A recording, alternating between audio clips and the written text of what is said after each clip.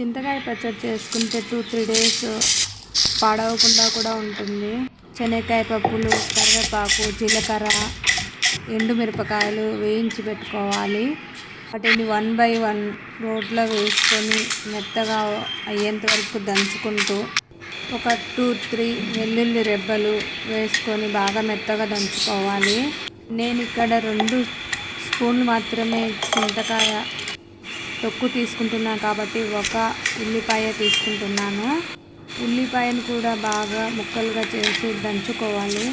తర్వాత చింతకాయ తొక్కు మన ఊర్లో అంతా స్టోరేజ్ ఉండేలాగా పెట్టారు, అది నేను ఇక్కడ తీసుకొచ్చాను.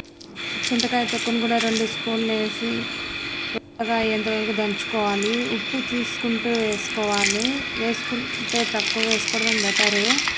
తర్వాత కొద్ది వాటర్ వేసుకుంటూ గుజ్జుగా జ్యూసీగా అయ్యేలాగా చేసుకోవాలి. ఇది అన్నంలోకైనా సంగటిలోకైనా చాలా బాగుంటుంది, నెయ్యితో కాంబినేషను. ఇది 2-3 డేస్ పడవకుండా ఉంటుంది కాబట్టి జర్నీస్కి పోవడం మంచిది.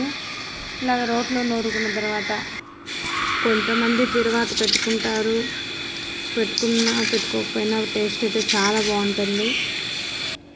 ఈ చింత గింజలు మధ్య మధ్యలో కూడా ఉంటాయి.